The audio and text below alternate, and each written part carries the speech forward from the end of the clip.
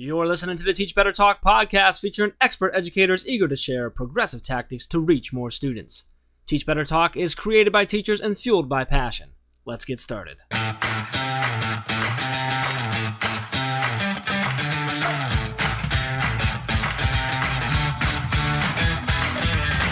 Hey everyone, welcome to lucky episode 21, I can't believe it, of Teach Better Talk. I am Ray Hewert, and as always, I'm with the pretty awesome Jeff Gargis. Hey guys. We have a ton in store. I know we say that every single time, but this one is something very special. But before we get into all those details, Jeff, how's your day going so far? My day is going fantastic. Really excited for episode number 21. We've got Phil Strunk with us, and Phil's been part of our Twitter network family, whatever you want to call it, PLN, for a while now. Getting in on our mastery chats most Thursday nights, and then he's got an awesome chat that comes right up after us at 9 o'clock on Thursdays, Wild Ed chat, so you can catch him there. Phil is a history teacher, middle school history teacher from Northern Virginia. He, like I said, he runs the Wild Ed chat Thursdays at 9 p.m. He's got a really cool YouTube show. If you haven't checked it out, you need to check out Edusations, where he interviews educators from all over the world. So we obviously really like that. It's a great way to bring educators together, share their awesomeness, and help people continue to go bigger and better and help more and more kids. So, Phil, really appreciate you taking some time out of your super busy schedule to hang out with Ray and I and chat with us and have a little bit of fun. So first and foremost, man, how are you feeling today?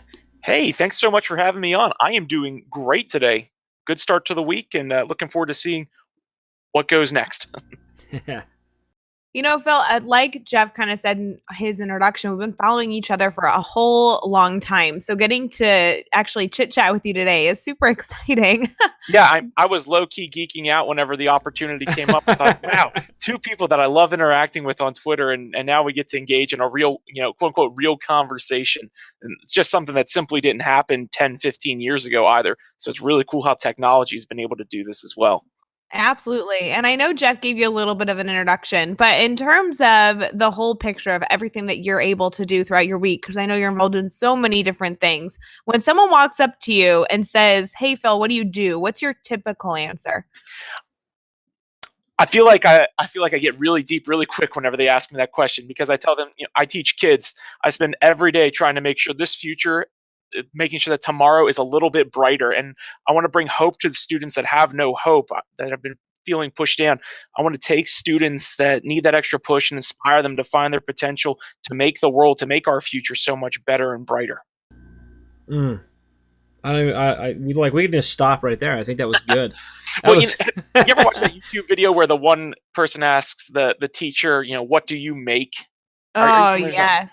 And that just really got my gears turning and thinking, how can I respond to that a little bit cleaner, but or a little bit less vulgar, maybe to a degree.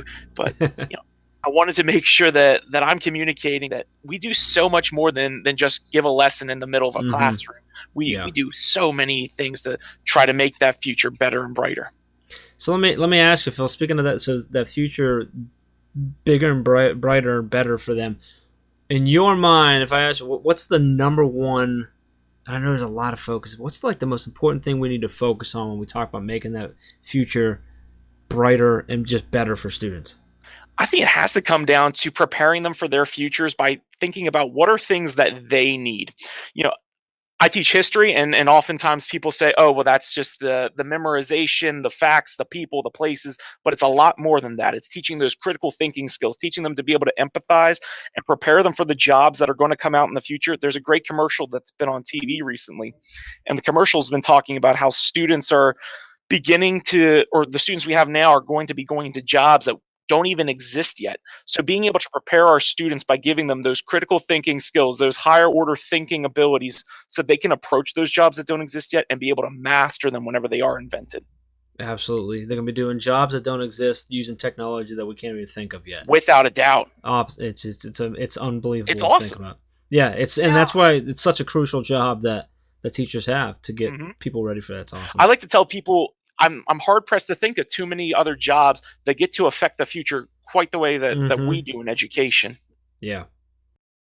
Phil, it's so interesting when we ask kind of people on our podcast what they do. We talk to a lot of people that are outside of the classroom. So they're talking in very broad strokes, but being able to talk to a teacher in the trenches who has this philosophy that you're not just in your content area to teach your content area, but trying to teach that whole student. It's something so valuable and honest. I love that that is your focus every single day, because you're right. Social studies often gets, the short straw, right? You pull them out of social studies for intervention in many classes, and it's kind of the class that they associate with, like you said, memorization. So to try and put a spin on the incredible skills that you're able to utilize in a content area that you just so happen to be incredibly passionate about, Right. to really give students the skills they need. I mean, wow, I totally connected with your insight there. It's incredible.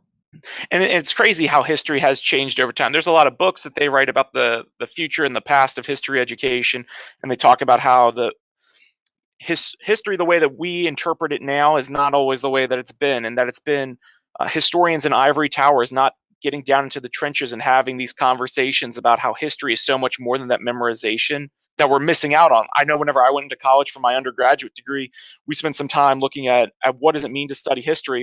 And I thought, well, hey, I'll be really good at this because I can memorize stuff easily. Later, I realized, no, I have to be able to apply these critical thinking skills and being able to empathize with others. And that's what's really the bigger components of history than just knowing what date events happened. And that's what I'm trying and hoping that my students are seeing at the same time as well. But you're right too. Teaching, the content is important to me. It's very important to me. It's why I chose that content. But it is so much more about preparing my students for their futures over our pasts, to use the cliche. No, when we talk about that, building a better future and a brighter future, and utilizing those skills and building those skills and preparing these students, that's not an easy job. And when you're in the trenches and you're in there every day trying to do this and focus on being the best you can be, there's a lot of ups and downs. So we talk a lot, about failures and looking at this. So can you kind of take us with you, share a time with us that you failed? Tell us what happened. How did it make you feel? How did you overcome it? And then what did you take away from that? Yeah, so this school year, it's been awesome. We just started with a one-to-one initiative, so all of our students have Chromebooks. The amount of innovation going on at Johnson Williams, that's the middle school I teach at, has been incredible. But there's also been a lot of road bumps, and one of the first ones was something that I call App Day. Typically, what I find is that anytime that there's been a big failure in my class, it's because I did not do a very good job explaining my expectations clearly enough to my students. What App Day was it was the first couple of days of school. I gave them HyperDocs to kind of introduce the different sorts of apps that we were going to be using throughout the year. That way I didn't have to reteach it 1,000 times, and I didn't have to waste the time then, so I'd front load it at the beginning of the year. What I was finding was that students were spending way too much time on the first app, and as a result, we weren't progressing through things. Students were getting frustrated over things that we weren't necessarily going to use the apps for, or I was just trying to get them to move on. That way, we could get started in actual applications of those apps. So I realized it was mainly because I didn't clearly communicate that the point of the day was just to experiment, just to play around and have fun with the apps. It wasn't that they had to become a master of the app on that particular day.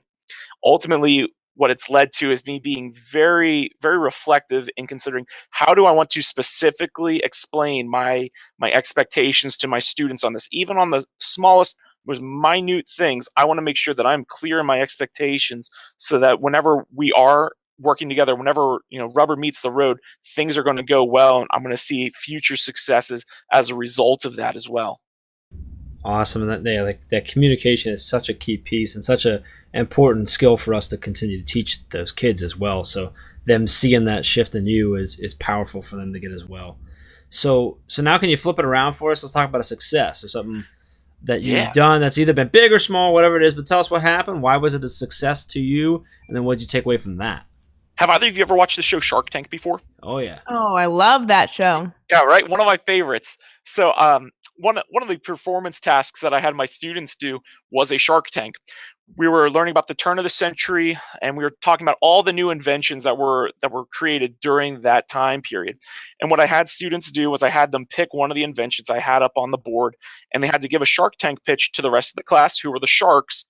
and they had to explain why their invention was so important during that time period. They had to try to convince the class, who every student had $100,000 to invest in them. And really, the cool thing about this PBA was how much it helped. Well, how much I was able to open up to my students and be more open to their ideas. So, to give you an example, one of the inventions that I had no idea was invented around this time was the ice cream scoop. And I thought it was goofy enough, I was going to put it up there as an option. And the one group who selected the ice cream scoop, well, we'll go ahead and say they could probably use a little bit of extra love. And they came up to me a few days before the presentation and said, "Mr. Strunk, can we bring in ice cream for this?" And I said, how are you gonna use this? And they said, well, we want to do one with a regular spoon and spoon it out, and then the other we want to scoop it out, and then we'll give samples to the class.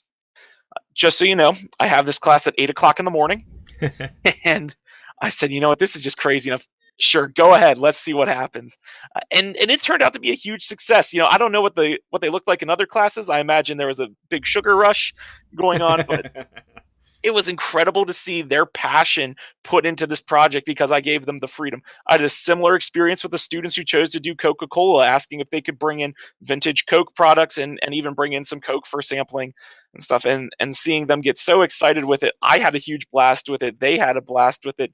It's definitely one of those PBAs that I want to continue to use because it helped me realize whenever I give students more voice in the classroom and whenever I give them that opportunity to be open and explore and be innovative, it's a win-win situation for both them and me in the classroom.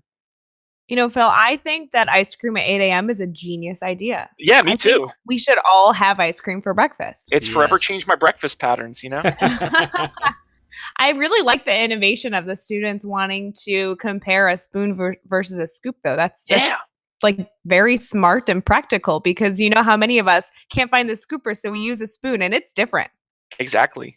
It is much tougher. You break the spoon and then you get sad about it afterwards because you forget how much you paid for the spoon, but probably more for that set. It's true, absolutely. I feel like when we were kids and we broke spoons, it was like, no big deal. Now as an adult, I'm like, I paid for that. Ugh. Exactly.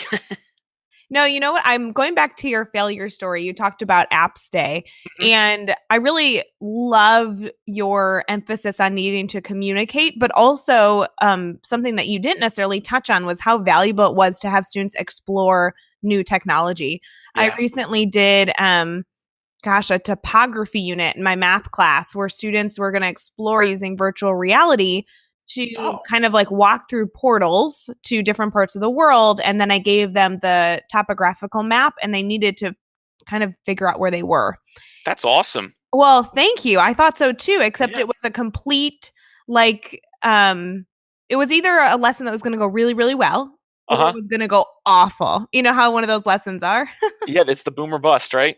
Absolutely. And so I introduced it to my kids. And to be frank with you, I actually introduced it like, hey guys, this is an idea I had, and it's either going to be awesome or it's going to flop and it's going to be one of the worst lessons we've ever done.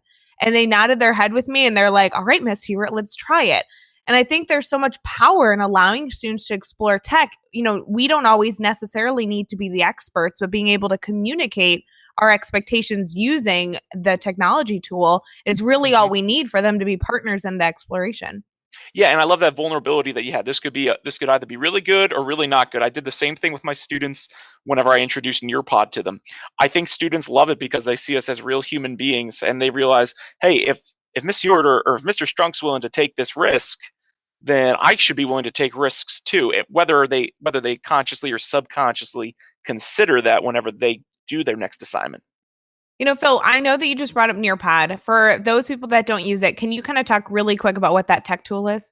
Yeah, so I'm still trying to figure it out a little bit too. One of the cool things that our school did is with our one-to-one initiative, we've bought some subscriptions. Nearpod is this incredible app that thus far for me has provided opportunities for me to provide self-paced lessons for students. But another thing it does is, if you're familiar with Pear Deck, and if not, let me try to explain how Nearpod works in a better sense. Students sign up for a class code, and then you can run through the lesson on everybody's screens at the same time as well. So whenever I was doing one on Native Americans, their warm-up, I had students draw pictures to try to give the class clues as to which Native American tribe they could be drawing, and then the class had to try to guess which tribe it was. And then we continued to progress through things, take little quizzes. the really cool thing about Nearpod is its virtual reality component. So I actually had them go out and visit a Native American home and explore the map there as well. It's a really cool app, and I'm still trying to explore it more. So I may have to report back to you later as I've used it more too. Well, and if people are listening, if they use Nearpod and might have suggestions for us, please reach out, not only to Phil, but for me too, because to be honest with you, I use Pear Deck, but have not explored Nearpod yet. So that's on my list. I literally just wrote it down. Yes. So in terms of that exploration, I think that seems to be one of the biggest pieces that I'm excited about in education. You know, teachers are taking this shift from being the all-knowing information deliverers, and after Google and YouTube, I mean, we're outdated. Teachers are now becoming facilitators of exploration. You know, we're facilitating the learning, we're teaching students life skills to be able to be strong learners. And that shift in education is thrilling to me. I love being able to witness, to work with teachers in workshops, or when we go and do district trainings, be able to see that shift that teachers make from lecture, educators to innovative educators. And so when you think about education, all the things you're exploring right now, what's one thing in education that you are really excited about? Lots of things I'm excited about. And I have to say, probably overall in education, the thing that has me most excited is the amount of options that students are able to have. I can think of, and the amount of innovation that occurs in projects and performance tasks that go on. I can remember growing up, I did a lot of different sorts of performance or what they would call projects. And they were very simply, hey, create a 5-slide PowerPoint on such and such topic, or create a poster on the Peloponnesian War, or my personal favorite, hey, use fruit to create the solar system. And outside of knowing that grapefruit makes a great sun, I didn't really learn anything else about the solar system. What I'm finding instead is that these performance tasks, these projects that we do now are so much more authentic, so much more relevant to our students. And the thing that I'm excited about within my own school is that since we went one-to-one this year, I'm able to provide more of those technology components to make them even more authentic than I could before, whenever I was begging and pleading with somebody to please let me use the Chromebook cart for just one more day. Or just to get to use it in general as well. It's an exciting time in education as we kind of abandon this factory model of, hey, everybody sit and get for the entire time, and then we'll spit homework at you to do, where you're going to simply regurgitate information and bring it back in. It's so much more, what can you do? How can you use this knowledge, apply it to create something new, exciting, cutting edge, innovative, and every other big 21st century innovative buzzword you can think of. Gosh, I loved your example you just said about the solar system and the grapefruit. You're hysterical. Did you experience this? No, not only did I experience it, but I met with a teacher this past weekend for coffee in the middle of the afternoon because he was struggling with his content. And we were emailing, and I was telling him, let's meet for coffee. Let's brainstorm your flexibility. He was feeling very constricted by the curriculum he was being forced to teach.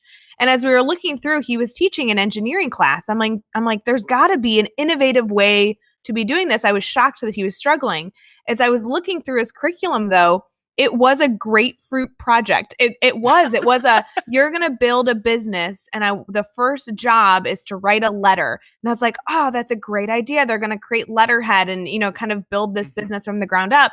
And then the project was to copy the text that they provided you on your computer screen. And I looked at him and I was like, isn't that just a typing class? Yeah. Like, trying to find innovative, authentic ways to ensure that your students are actually understanding what the goal of the project was versus just doing a meaningless task and checking a box saying, yep, I produced that.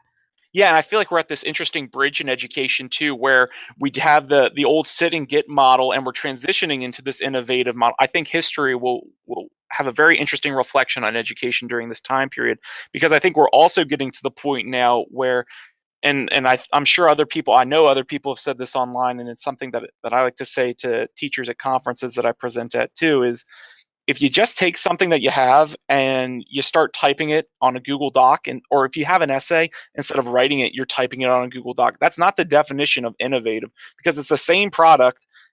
Try to think and expand, what else could it be? What are the opportunities to make it meaningful and relevant to our students? And that's where you're going to find your gold mine.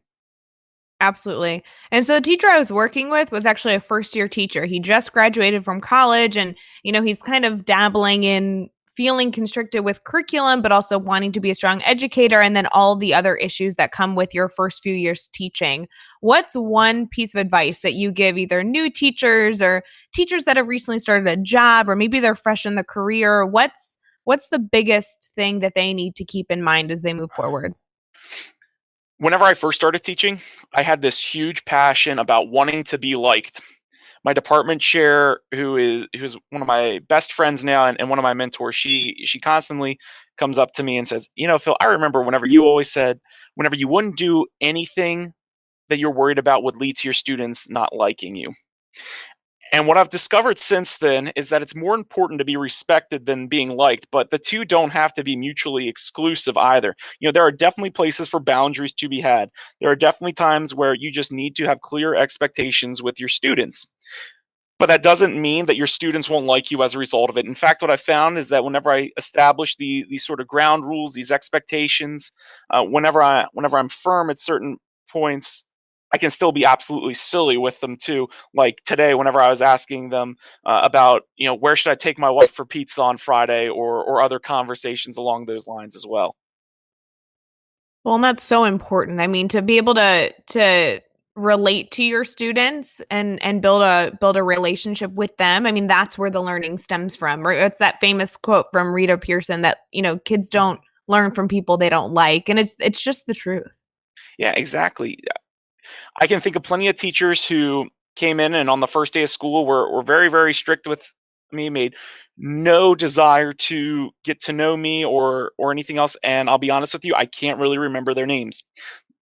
There were other teachers who were a total mess, had no rules, they just wanted to be liked. I remember them as really not having too many fond memories of their class. The teachers I remember most fondly were the ones that had a lot of fun, spent a lot of time getting to know me, and also had these clear expectations of how we perform and how we do business in that class.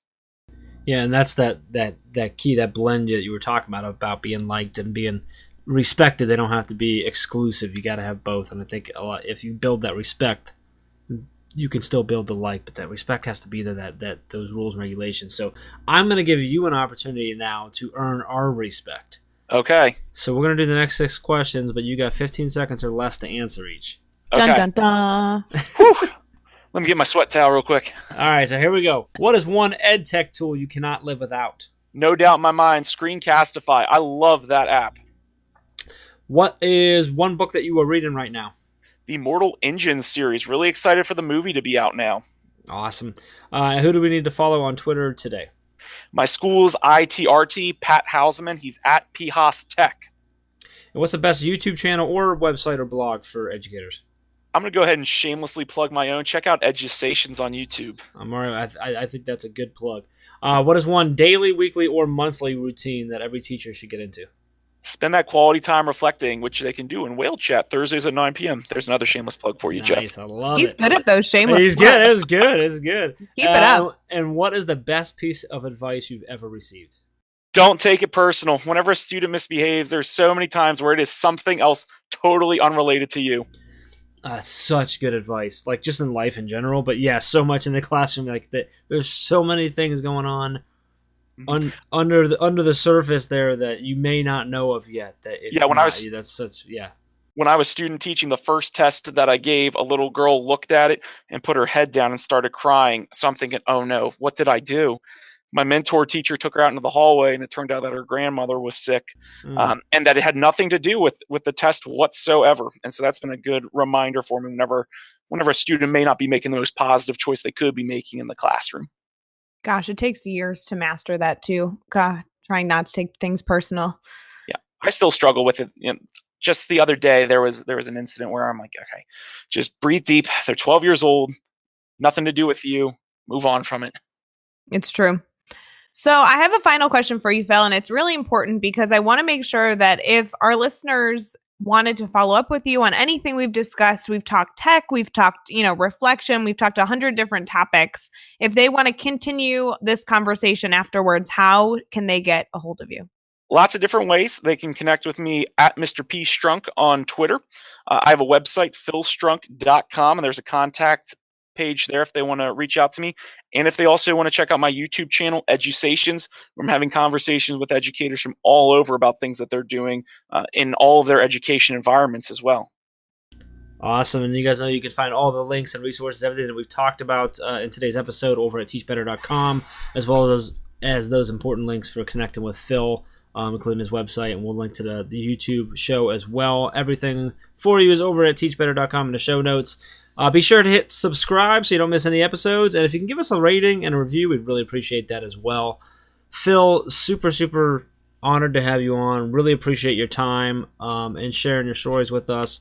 And I hope maybe we can bring you back again another time down the road and talk more about how your year has gone and how many more failures you've had and what we've learned from it. So really appreciate it, guys. Make sure you go check out Phil's show, Edusations. It's awesome. The chat is fantastic on Thursdays as well. A great time to reflect, like Phil said. But thank you, sir, so much for coming on. We really, really appreciate it, man. Thank you for having me. I really appreciate it.